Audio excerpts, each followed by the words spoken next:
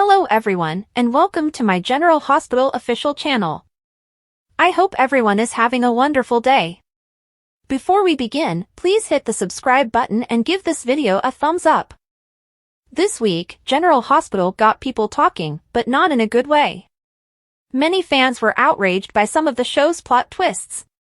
Let's start with the big two and then go over some more minor details. So the main topic this week, and a bombshell that no one saw coming, was that Holly is Sasha's mother.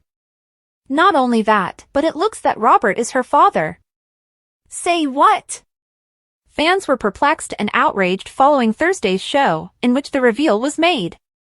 We had long been taught that Sasha was raised by her grandmother, but Sasha remembered her mother bringing her on con jobs as a child, one of which involved David Vickers in Landview. Okay, that was a great tribute to the classic ABC Sudzer. On Friday, we learned that Sasha's grandma raised her from an early age, but Holly soon began taking her on excursions with her and taught her the ways of the con. That explains why she took the job attempting to scam Nina for Valentine, and also clears up some of the misunderstanding from Thursday. Then there was the DNA test Felicia performed on Cody and Mac, but Sasha substituted her hair for Cody's sample. That one was also explained in Friday's program. Felicia merely did a paternity test, which had just two possible outcomes, yes or no. She didn't do a genetic similarity test, which would have revealed a genetic link between Sasha and Mac. By the end of the week, Sasha had told Robert of the situation, and they were discreetly doing a DNA test. At the same moment, Holly revealed the entire story to Felicia and Maxie. Did anyone else's neck ache from shaking their head violently? Holly stated she never told Robert because she was terrified of his reaction and that he would be angry at her. She also assumed he had died for a long time. However, Robert had deadly guys following him, and she wanted to protect her daughter. Yes, I am having troubles with this. Holly has always wanted Robert. Surprising him with their daughter may have deepened their bond and kept them together. Sasha had been a human punching bag on the show for years, and she was finally enjoying some bliss. Not only that, but Cody and Sasha were finally the couple fans had been yearning for. So what? They're kissing cousins? No thank you. Why do authors exist? Just why? So Sam is a match to save Lulu, which is ridiculous. Shouldn't Sam have gone to get checked right away? Along with everyone else in Port Charles, just in case Lucky was found? This appears to be Sam's final moments. The soap's seeming sacrifice of one legacy character to save another isn't winning over viewers. Plus, how will Dante and Lulu reunite after this twist? Dante will always remember that Sam died so Lulu might live. I would rather see Sam die in a catastrophic accident that prevents her liver from being donated. Then they realize that Sasha is Luke's daughter and Lulu's half-sister, and she saves the day. This allows Cody to stay with Sasha, while Dante may rejoin with Lulu guilt-free. Unfortunately, even I must concede that's a pipe dream, and it appears the show intends to stick with its V.C. Andrews-esque twist. The only reason I can see why they are breaking up Cody and Sasha is because they want to match him with Lulu. As I previously stated, witnessing Dante and Lulu reunite would be difficult to bear given Sam's death. Was that a family hug at the end of Thursday's episode? Is it heartbreaking or what?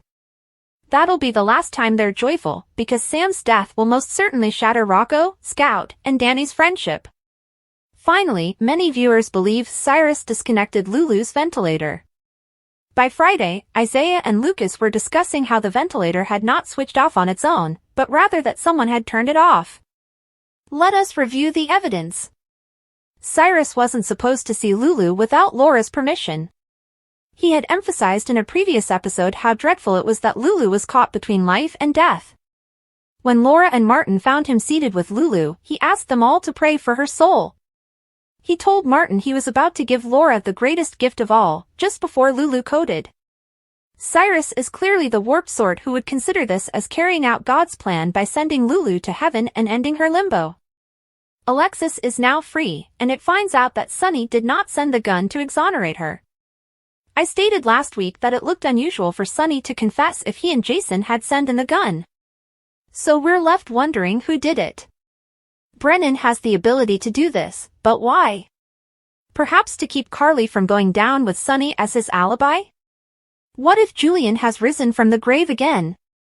Lucas has received a lot of attention since his return. Lois abandoned her prim and proper accent, and Martin told Laura that he engaged the same dialect coach as Lois to lose his Kentucky Fried Chicken accent. That's too funny.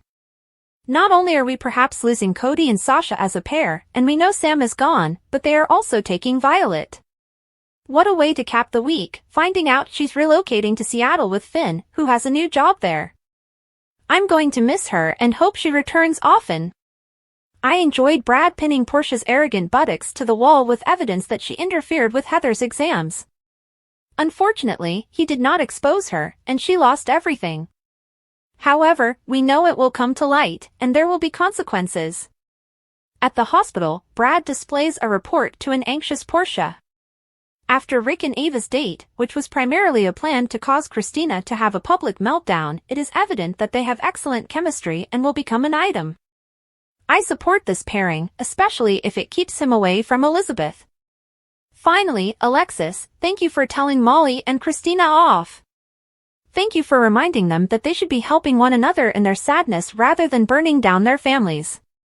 Unfortunately, it appears that Sam's death will be necessary for them to get their act together. Liz from General Hospital recently announced that her half-brother Stephen had been released from prison after 11 years and was heading to Arizona. We worried if we'd see him again, but Elizabeth told us he wanted to avoid his occasionally insane mother. However, it appears that this has altered since he will be returning, this time played by Scott Reeves. Stephen did his time, the actor tells TV Insider. He's been out of prison for a few months and is now living in Sedona, Arizona, trying to start over and figure out what life is meant to be like at this point. He lost his medical license when he went to prison, but he felt justified in doing so. For those who don't recall why he lost his medical license and went to prison, we have a refresher here. But before he begins again, we're guessing Stephen will feel the tug of family as he returns to Port Charles to reconcile with his mother Heather and sister Elizabeth. Yes, Heather attempted to murder the woman Stephen loved, but she is a new person now that her cobalt poisoning has been treated. And she's in the midst of a battle to prove it after Portia manipulated her test results. Stephen may be returning due to his mother's legal issues, but only time will tell whether this is to help her or to keep her incarcerated. Whatever it is, Reeves told TV Insider, it was a pleasure to meet and collaborate with Allie Mills. She is hilarious and plays the role to perfection. The last time he was here, Robin Mattson was playing Heather, so this was a first. Plus, he had a great day reconnecting with Rebecca Herbst. Today on General Hospital, Brooklyn and Chase hear Violet is heading to Seattle with Finn, Alexis assigns Christina and Molly duties for their rivalry, and Holly shares her tale with Maxie and Felicia. Lucky awakens and walks downstairs at Laura's house. He finds Liz and inquires if he is in the correct apartment.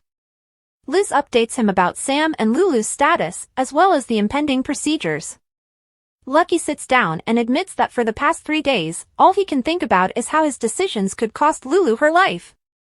Liz informs Lucky that he couldn't have predicted what would happen. Working in the hospital has taught her that grief and despair are normal parts of life. However, life may be wonderful, and today is a nice day, so he should cherish it.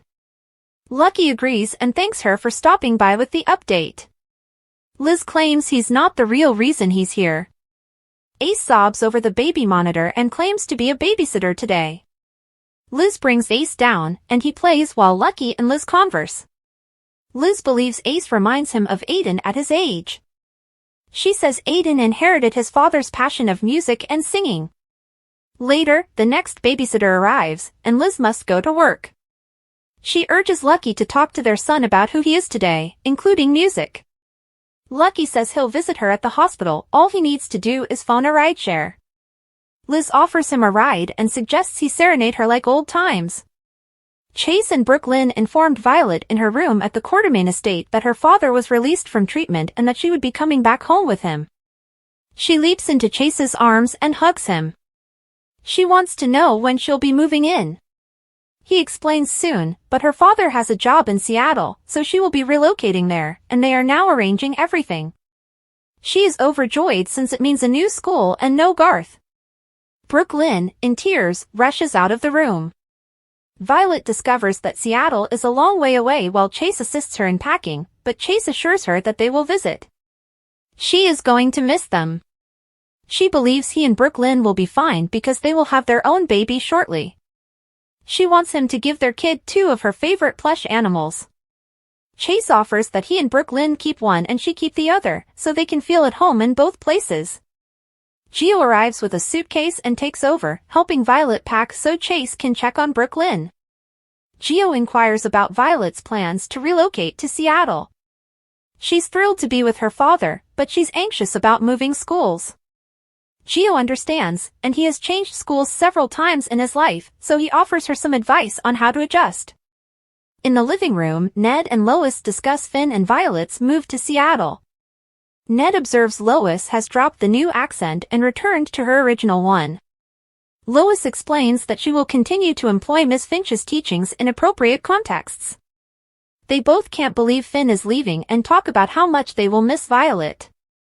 Brooklyn enters the living room in tears. Lois quickly realizes this is about Violet. Brooklyn sobs to her parents, telling them that she knows Violet will be happy with her father, and she is delighted for her. But, like Bailey Lou, she began to think of herself as a daughter, and she is unable to abandon that feeling.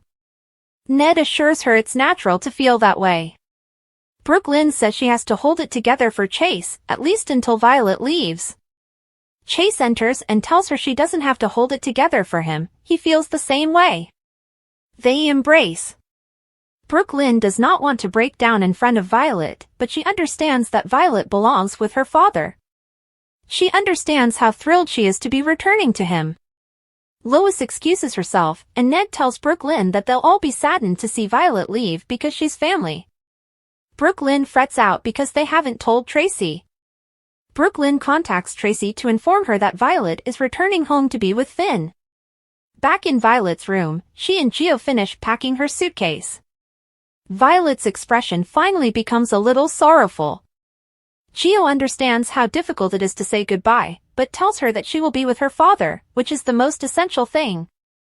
Lois stands in the doorway, listening. Sam joins her mother and sisters to Alexa's home. She reveals that she will be Lulu's donor.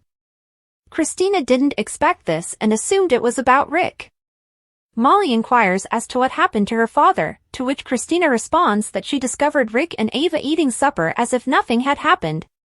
Molly seeks further information and quickly learns Christina dropped it at a crowded restaurant and has just assisted Ava's defense. Christina claims that, for once, Molly's father is the villain, not her own. Molly tells her that she has almost handed her father evidence that Christina and her violent temper are to blame, not Ava. Sam tries to stop them from fighting, but he also refuses to take sides in the conflict. Sam yells at her sisters, telling them that she already has enough on her plate and does not need more. She needs to leave her children down at the Quatermains and head to the hospital. She rushes out, and Alexis asks her other daughters whether they are pleased with themselves. Alexis claims they should be helping each other grieve and heal after their loss, but instead they are destroying this family. Tracy sits by Lulu's bed in the hospital, knowing it's been a crazy ride. Tracy assures Lulu that she will be all right as Laura enters the doorway and watches on. They walk out into the hall, and Laura thanks Tracy for looking after Ace for so long. Tracy claims her grandson is a terror, and they've had to repaint the nursery walls as a result. Laura, on the other hand, believes she is being generous in footing the costs.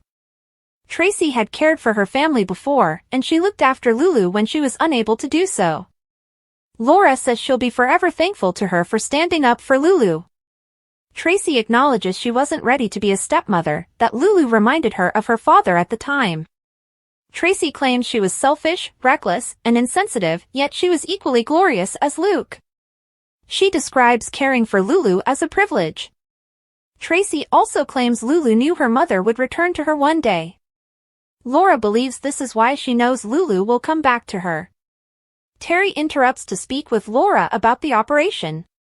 Terry notifies Laura privately that they have recently learned of a difficulty with Lulu's surgery. Elsewhere, Lucas approaches Isaiah and presents himself as Lucky's cousin. He also claims that the entire hospital is talking about how he saved his cousin Lulu, and they both agree that the ventilator should not have failed. Isaiah fills him in on what happened, and Lucas wonders if the ventilator was activated on purpose. Isaiah wonders who would do it and who knows how. Lucas says he'd recommend going to the usual suspects, but the town is overrun with them. Isaiah wonders if he should speak to the police. Lucas acknowledges that they do not yet have any evidence. Isaiah reports that Dr. Robinson is having the ventilator checked, so they may soon have that evidence. He has to hurry to this PT session, and Lucas appreciates what Isaiah accomplished. Holly arrives at Maxie's, and Felicia answers the door. Holly hoped to find Mac. Felicia explains that he's gone. Thanks for watching. If you like this video, so please don't forget to subscribe my channel and don't miss any update.